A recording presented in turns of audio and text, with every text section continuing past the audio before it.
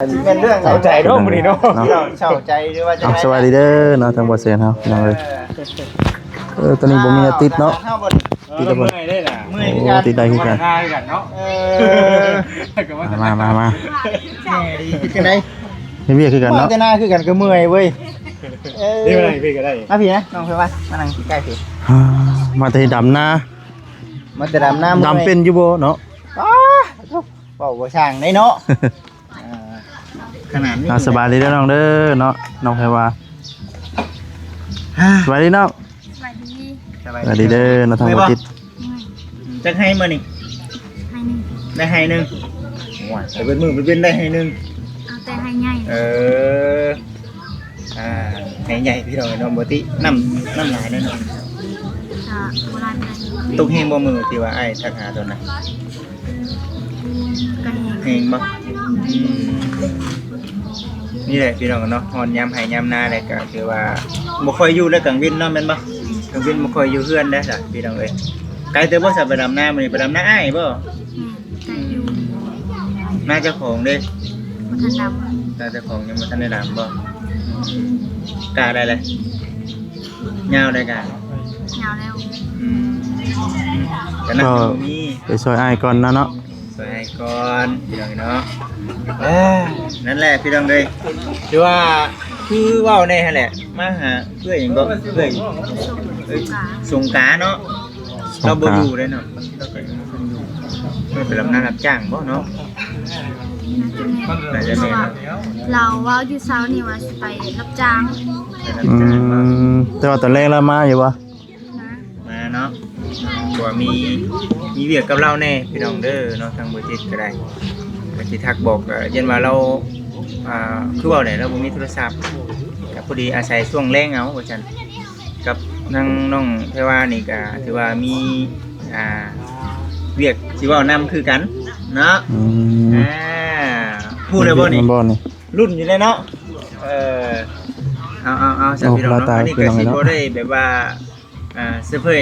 ผ้าหยังเนาะลายพี่น้องเอ้ยเนาะมีแต่ว่ามือบ่จิตมาหาน้องบุญตาเพิ่นมื้อนั้นแหละมื้อที่ว่าบ่จิตมาแจ้งงบในการสมทบเพื่อนป้าน้องบุญตาเพิ่นมื้อนั้นน่ะอาจารย์เพิ่นได้มอบงบให้จำนวนหนึงแต่เพิ่นเห็นน้องบุญตาแน่แล้วก็น้องไผว่าแน่ก็เลยว่าเงินส่วนนี้เอาไปให้กับทั้งน้องไผว่ากับน้องบุญตาแน่เด้อเพิ่นเบิ่งพี่น้องเอ้ย ถือว่าลำหน้าไม่เมื่อยนี่แม่นได้รับข่าวดีเลยเนาะ แม่น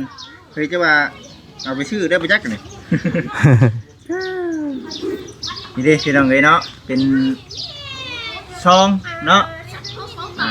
จักที่เท่าไหร่แล้ว ส่งพ่อป้าบ่ เนาะ ส่งพ่อป้าบ่ นี่แหละพี่น้องเอ้ยเนาะก็ถือว่ามื้อนี้น่ะได้ทำตามทั้งพระอาจารย์เพิ่นเนาะอยู่ทางอุบลเพิ่นมือทีมงานเฮานัดรวมตัวกันมื้อนั้นแหละเนาะลำหน้าไม่เมื่อยก็ถือว่าได้รับข่าวดีเลยเนาะเอาพี่น้องเด้อเนาะลงมือเอาเด้อน้องเด้อมาโอเคเอาลองแกะเบิ่งลองแกะเบิ่งนับเลยออกมาเลยฮึบ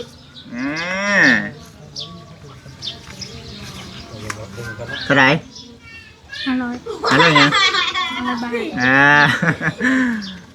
500 บาท 500 บาทพี่น้องเอ้ยเนาะสู้ๆขึ้นเนาะสู้ๆขึ้นเยี่ยมโอเคพี่น้องเอ้ยเนาะถือว่าได้มอบให้แล้วพระอาจารย์เพิ่นก็คือสิเบิ่งอยู่นั่นแหละมีแต่ว่าให้น้องขอบคุณทางพระอาจารย์อยู่ทางผู้บุญเด้อทางฝั่งไทยเพิ่นแหละโอ้ยใช้อวยพรให้เพิ่นแน่น้องเอ้ย โดย มาขอสแคปหน่อยมายึดขอสแคปหน่อยนึงเด้อ สแคป 1 2 3 คำเนาะ ยกขึ้นง่ายละโอเค สแคปเนาะ 1 2 3โอเค ได้สแคปแล้วเนาะว่าซั่น อย่าลืมส่งให้ได้ใช้กล่องงามน่ะเนาะน้องเพวาเนาะเอาเมื่อคืนขอบคุณเพิ่นเด้อขอให้เพิ่นอยู่ดีมีแห้งนั่นแหละ ขอบใจละลายเด้อขออยู่ดีมีแฮง พัฒนาสิ่งใดก็ได้สิ่งนั้น ดีใจจนว่าบ่อยากสั่นนั่นนี่เนาะ อึ้งเลยนะ อึ้งเด้นี่ อึ้งแฮง เอาดีใจเลยพี่น้องเนาะบ่ว่ากันคือว่าแน่แหละอันนี้แหละอ้ายบอกว่ามีเวียกสิเว้านำซั่นห่วยเฮิงไปห่วยจังหน่อยก็โอ้ยตุกเติมน้ำมันก่อนเด้อหน่อยนึงเด้อจังหน่อยนี่ ก็ เนาะ สิว่าในยานมันเบิดก่อนเนาะ คำบ่ได้พ่อมื้อนี้ได้พี่น้องเนาะ ว่าหยอกก็สิประมาณนั้นแหละฮะเว้าดีดิ เว้าดีบ่ซั่นน้องเพื่อ อยู่ เพื่อนคุณอยู่ แก้ไขก่อนดิแก้ไขก่อนได้มาหลายมื้อแล้ววันบ่พอติก็สิได้แก้ไขก่อนแล้วสักมื้อเนาะพี่น้องเนาะสิได้ใส่ฝนตกมาถึงหัวน่ะมันบ่พะเปียกเบิดบ่ ก็แบบมีหูเด้ หัวพร้อมบ่ดังห้าก็หัวบ่ เดี๋ยวพลาย บ่น้องนอนได้เป็นได้ ก็บ่ได้พละเลยก็บ่ได้หู ส่วนมากมันสิหัวทั้งกระเพาะเพิ่นพ่อตาแม่เนาะ ก็นอนเบิ่งนั่นเด้ ลำหน้าเมื่อยมื้อนี้มีแนวกินแรงได้บ่ ยังบ่มียังบ่มี นักอยู่เด้อพี่น้องตัวนี้ ยันผมจำเจียวอยู่ช่วงนี้ จำเจียวก็กินเนาะ พอเฮ็ดเวียกในมื้อสิต้มหน่อไม้แล้วก็จำเจียวเนาะเจียวกะปินั่นนึงนะโอ้ แต่นอนเนาะนอนเฮือนตลอดเนาะช่วงยามหน้าเด้จ้ะเอาจังได๋พ่อแม่นอนหน้าเจ้าของ นอนพื้นบางทีก็พ่อแม่ก็นอนพื้น อืม เจ้าของนี่สิบ่ค่อยนอนหน้าได้เนาะมันบ่มีไฟฟ้าเด้พี่น้องเนาะอยู่ในชุดลำหน้าเลยพี่น้องเนาะตามที่เห็นเลยแหละจะได้ฉัน มาแต่เวียกนะเนาะ คือสิเติบนึงเนี่ยเนาะ อืม อันน่ะดำหน้ามื้อนี้ ได้จักมัดมื้อนี้ นับบ่ถ้วนนับบ่ถ้วนครับคือว่าได้พี่น้องเนาะก็ถือว่าดีใจน้ำน้องเพิ่นที่ทางพระอาจารย์เพิ่นเมตตาเพิ่นฝากเงินมาให้เพิ่นเห็นแล้วก็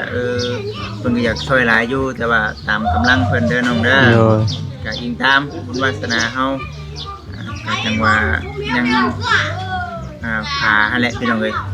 เขาว่ามื้อนั้นเท่าไหร่ก็ว่าสวัสดี 10ประมาณ10แผ่น ประมาณ10แผ่นบ่ แม่น ประมาณ เฉพาะ 10แผ่น เฉพาะอันเอ็มข้างนี้ได้ ใช่ไหมก็ แต่ว่าระเบียงนี้ทั้งนี้ก็ใส่แล้วว่าบ่ ใส่เบิดแล้วว่า ประมาณ10แผ่น ใส่เบิดแล้วมันจังบ่ฟ้าคำบ่ใส่เพื่อนเพิ่นว่าขออนุญาตนำนี่เพื่อน2ห้อง แต่ว่าขอไล่แต่ทั้งรุ่มและทั้งเทึงอันตัวอัดแต่เทึงบ่ได้ได้เลย 12ไป เนาะตีโพตัดเนาะ ประมาณ12แผ่นแผ่นหนึง90เนาะ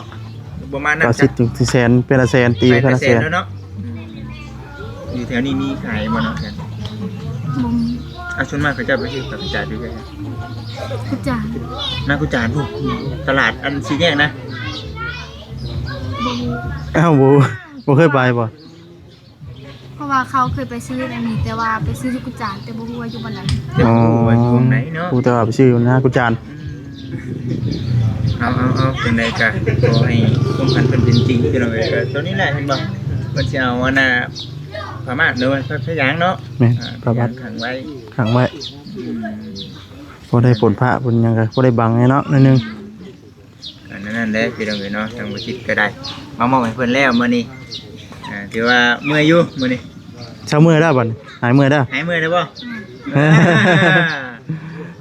หายมื้อได้บัด ตามนั้นแหละมื้อนี้ก็พาหมู่ครูแต่ละกันทั้งอ้ายเพิ่นมาเนี่ยเราบ่เคยมาจะมีหยังก็บอกน้ำเพิ่นเด้อไหนก็ได้ยังไงยาวพี่น้องเนาะมานำกันมื้อนี้ก็ได้เนาะ เด้อ คือว่ามาเบิ่งมื้อฉันทั้งชนเผ่าผู้ไทยเนาะเห็นแต่ในคลิปทั้งไงเราก็ได้มื้อนี้ทางบุจิตก็ถือว่าทำตามจุดประสงค์ของทางอาจารย์เพิ่นสำเร็จแล้วพี่น้องเนาะมีแต่ว่าเบิ่งไปบัดนี้ก็ได้ว่าสิเป็นจังได๋ว่าซั่นนะจะคิดอยู่แล้วมื้อนี้สิเข้ากับหยังมื้อนี้เนาะไม่เพิ่นหามาบ่เอาเลยเนาะเอามีแต่ว่าจังไดก็ตามแต่ทางบุจิตก็สิเข้าไปหาผู้แหละเนาะหาทาง เห็นบ่ ป้าน้องบุญตาเนาะจีนจะได้เป็นอันนี้จีนี่เลือกอะไรบ่ เดี๋ยวพื้นไหม้แล้วบ่นี่ พื้นไม้บ่นี่ บ่ทันแล้ว อันเก่าบ่ ได้สิแล้ว ไม่ใช่แล้วเจ้าของซอยอยู่ มีแต่ทางเจ้าเมย์เพิ่นหน้าเนาะ แม่นเพราะว่าเราตามไว้เด้ทางแม่เราตามไว้เราเป็นเลยเด้ มาแล้วเป็นไปกัน แม้ทางบ่ตาเพิ่นยังถ่ายคลิปอยู่พี่น้องเนาะทางเฮาเองก็เอ้าว่าซั่นคิดว่าสิเข้าไปเลยกินนี่บ่เห็นมาเอ้าว่าซั่นพอดีแล้วมันก็เติมนึงนี่เนาะเอาเบิ่งเวลาพี่น้องเนาะ5 โมงสิเข้า6 โมงเลยได้คือว่าช่วงกลางเว้นนี่มันเพิ่นบ่ว่าง จะว่าแล้วยามให้ยามหน้าเนาะช่วงนี้เนาะ ช่วงให้ช่วงหน้าเป็นเมื่อวานนี่ก็หยุดเมื่อวานนี่หยุดฉีดหญ้าเมื่อวานนี่ฉีดหญ้าอยู่ในไห้ในนา อยากก็ลายให้กันได้ข้างหน้าก็ ไปได้บัสดีของทางบจิต ยังอยู่ได้ เอาเนี่ย ยัง นั่นแหละพี่น้องเอ๋ยเนาะก็คือเห็นที่แหละมื้อนี้ก็ได้มาเยี่ยมมายามในกระแมนกับมามอบคือมอบของให้กับแม่นพี่น้องเอ๋ยเนาะมื้อนี้ก็ได้จะเพิ่งบ่ได้แล้วสิมาซื้อมาแล้วมาทำบ่เนาะเลยนั่น ฮู้พอเราไปรับจ้างดิ บ่เคยอยู่เรานอน บ่เคย เคยมีแต่มาเนาะทำกับมา มาเฮือนน่าจะเนาะ อยู่เพื่อนอยู่ซานว่าเดี๋ยวนี้เขาเจ้าบางคนสิบ่คือบ้านเฮาดอกเนาะบ้านเฮายามนี่เอ้ยสำคัญบ้านห้างพุ่นน่ะพี่น้องมันเขาเจ้านอนไห้นอนนาเบิดนะ แม่น นี่มีรถรถไถพากันขี่มาช่วงยามแลงเนาะ เดี๋ยวในนั้น ยัง แห บ่ ละ ทันกึบปานใด นักบ่ทันถึงว่ากับนอนให้นอนหน้านะเนาะ ทำให้นำนายังบ่ทันได้กึบปานใดหน้าพี่น้องเนาะพอไปมาได้เนาะคือสิแห้งอยู่ดอกเบิ่งพาเบิ่งฝนนี่เนาะต้มเกี๊ยวพี่น้องเนาะแต่ว่านั่นติเป็นจังไดแล้วก็นอนอยู่หั่นแหละ แม่น แล้วก็บ่ได้ลงมานอนกับลูกลางบ่ เติมหนึงแน่เนาะแม่นบ่ฝนตัวนั้นเนาะแล้วก็บ่ไปใส่ได้ล่ะก็พี่น้องเอ้ยเนาะ อยู่แล้วก็ เพื่อนข่อยอยู่นี่เหมือนกันนะ อยู่นี่แหละแล้วกัน เอามีแต่ว่าจังไดก็ตามใจพี่น้องเอ้ยเนาะมีแต่ว่าเรารุ่นเราชมเบิ่งไปนํกันทำตามรักผู้ใหญ่เพิ่นแล้วก็มีแต่ว่าตัวนี้แหละพอบ่นี่บ่พอดอก เดี๋ยวจะเพ้นเนาะ บ่พอได้เนาะเห็นบ่พอได้แต่ชื่อคงอยู่คงกินดำหน้าเนาะให้ดำหน้าเอาพี่น้องเอ้ยเนาะนี่แหละน้องเพิ่นก็ได้มาในการโยนน้ำโยนในให้เนาะ เด้อ มาฮอดวังสักหนึงแล้วบ่จิตก็ได้พอดีทางไอ้เพิ่นเข้าไปน้ำแน่พี่น้องเอ้ยเนาะถ่ายทางปลาน้องตาแน่บ่ตาเพิ่นกำลังถ่ายตอนนี้ก็ได้วันนี้สีดำจังมือซอยอ้ายบัน บ่ฮู้ บ่ฮู้ทันแล้วบ่มื้อไปอีกว่ามื้อ บ่ฮู้เพราะว่าอันกาหมด กาเบิดอ๋อมื้อนี้ไปโลกะ กล้าบ่ตานะ แบบมีอยู่แต่ โลกเบิดแล้ว กาแบบบ่แม่นแนวยึดใส่นะ อ๋อกาตัวเฮาที่ว่าสิดำเนี่ยมันเบิด แต่น้ำน่ะมี อืม น้ำตัวมันได้พุ่นเลยลองบ่ บ่มีน้ำตัวสีดำกาตัวน้ำใส่ เป็นข้าวดอไป กด ใส่ ข้าวดอกับข้าวงานอยู่แล้วเนาะ ยันแม่นเนาะแม่นบ่เดี๋ยวเจ้าบ่ได้หวานบ่ซะซั่นหวานปลาไว้เลยเป็น กาหวานอยู่ ส่วนหลายน่ะเป็นบ่ได้หวานนะทางนี้สีดำแม่นบ่ หวานดำเบิดแล้วแถวนี้นะพี่น้องเอ้ยเนาะ แม่น ไปเพิ่นแล้วเซาเด้อบ่สวัสดีเด้อ เด้อ มีแต่ว่าสิเข้าไปเพิ่นแหละทางป้าน้องบุญตาเพิ่นมีแต่ว่าเดี๋ยวสิให้กับทางเขาง่ายเพิ่นนั่นแหละผู้เพิ่นยังมาครั้งแรกเนาะถามไทยเบิ่งเนาะพี่น้องเอ้ยเนาะมาจังไดก็ได้เดี๋ยวว่าเบิ่งไปนํกันเด้อพี่น้อง ตัวพี่น้องเอ้ยน้องพุ่นน้องแพรว่ามากันยินหน้ามีในมาเลยเนาะพี่น้องเอ้ยดีตัวมันแซงบัดนี้นั่นนึงเริ่มค่อยคำยำแรงมาแล้วเนาะ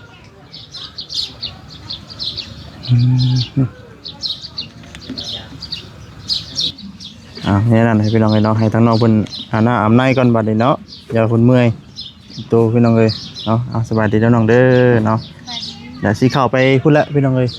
โอ้ทางนั้นแม่แล้วโหเนาะเฮ็ดอยู่เขากินท่าอะไรทั้งนั้นตัวพี่น้องเอ้ยนี่แหละเนาะคือว่าเป็นคือทางชาติของทางนอกเป็นกันยังบ่มี